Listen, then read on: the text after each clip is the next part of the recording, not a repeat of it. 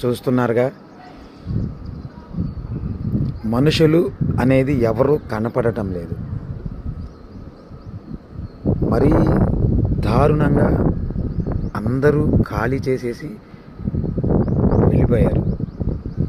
ఏ ఇళ్లల్లో కానీ రోడ్ల మీద కానీ ఎవ్వరూ లేరు.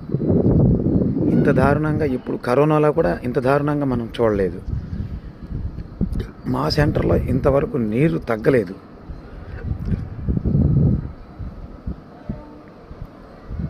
చూడండి, డాబాల్లో కానీ ఎవరైనా కనపడుతున్నారా మీకు? ఎవరన్నా